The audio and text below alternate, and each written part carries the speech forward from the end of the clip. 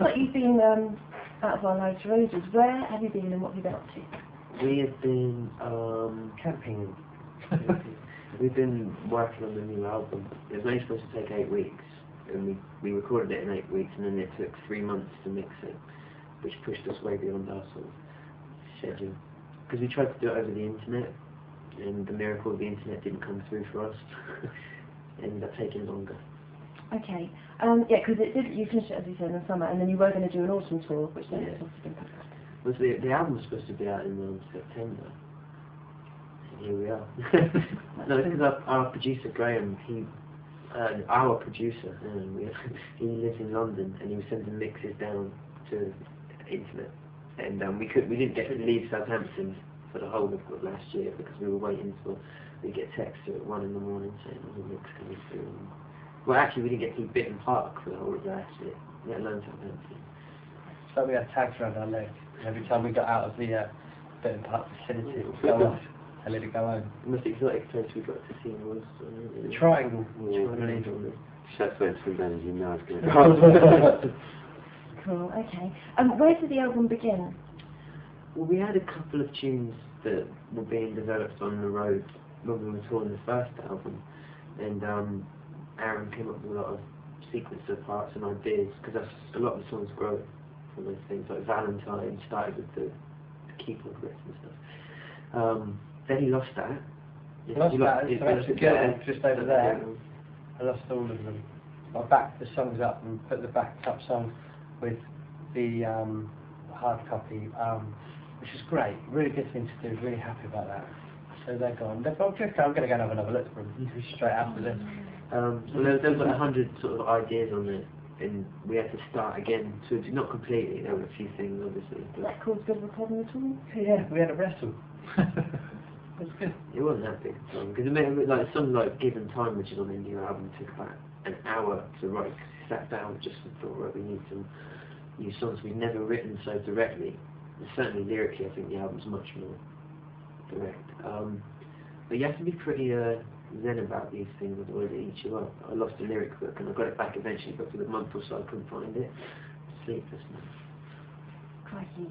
Once you got into the studio and started recording, what's that like? How are you as a band in the studio? Does it flow smoothly? Is it stressful? Or? I think at this time it flows better, a lot more smoothly than the first time Greg's a real idiot. The first record was a bit fraught with danger. It can be hard because you're against the clock at times, aren't you? And yeah. The problem we had, I think, the problem I had going on in the first album was that we'd been a band a long time before we had a record deal, and we'd stay up every night discussing what our album would be like and all those things. When you get in a position to actually make it, you start second guessing yourself a little and maybe try a little too hard rather than just relaxing. With the new album, I just felt a lot more confident in the songs and everything that developed on the road. We gave ourselves two kind of agendas going into the studio. One, we didn't want the album to be darker than the first one, because it seems every band makes it darker, more mature second album. And the other thing was we wanted to capture the live thing that developed through touring, because people who saw us live said we were better than the record. And that's both a compliment and annoying. that happens a lot, doesn't it? Yeah. So we got in the room together and we played all the songs live and we were just sort of stomping about. Brilliant. Cool. So can we expect much of a change sound-wise with the new album? Not intentionally.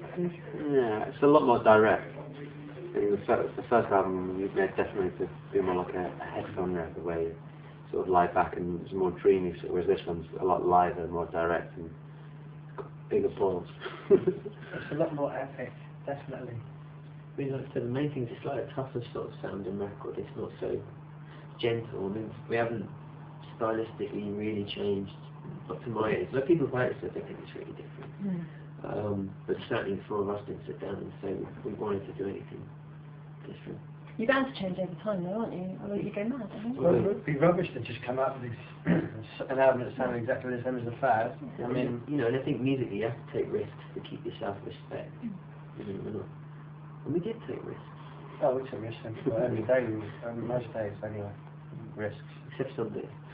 We're going to play the album Risk. Okay.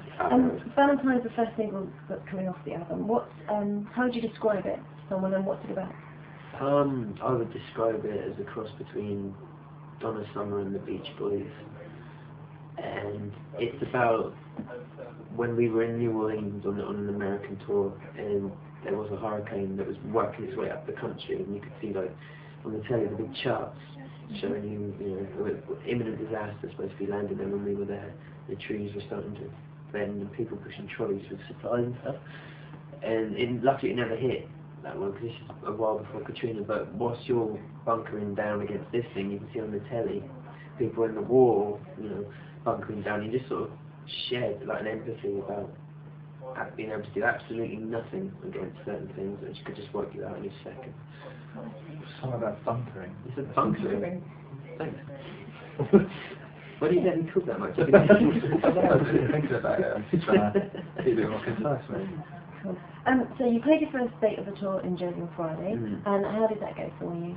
It was nuts. It was really good. I mean, we went to Jersey once and played at like a festival with like a few other bands, and it was really good fun. But I don't know, there was like some old punks stuff. There was like going to Clash t-shirt down the front. What was the guy shouting down there? That's the difference. That's the difference. Yeah, it is. So quite random. Yeah. But no, the first, it was quite rough and ready. We had to restart a couple of tunes, which is nice. Keeps you on your toes. I think if you're too slick, that you end up being slick. And people can't buy into it so much. Nobody wants to just see you. We're a band after all. So having spent quite a lot of time in Britain, Triangle, you must be quite keen and itching to kind of get back out there on the road. You're looking forward to the tour. Oh yeah, so we're going tomorrow. We better pack. We're off to Ireland tomorrow. The thing with the tour is because we've been away 18 months without a record, it was we thought we've got such a great core fan base. We knew it was going to be busy, but it surprised us how quickly everything's selling out and stuff. So we know. I think because we're not really doing what other bands are doing, we're the only place you can get to see and hear that kind of music, and so people who come, they really give a lot. They're quite joyous experiences, our gigs, even if I say so myself. Yeah, so we're going to say Southampton Uni, which is the last date has sold out. So. Well, that's what I mean. That's fantastic. I mean, that sold out like the week of the last time we played Venice. Well, We've got all Southampton bands in this Southampton gig. yeah, we made sure for that gig. It's a local, all Southampton bands rather than the other two guys bands are autonomous. So we to get.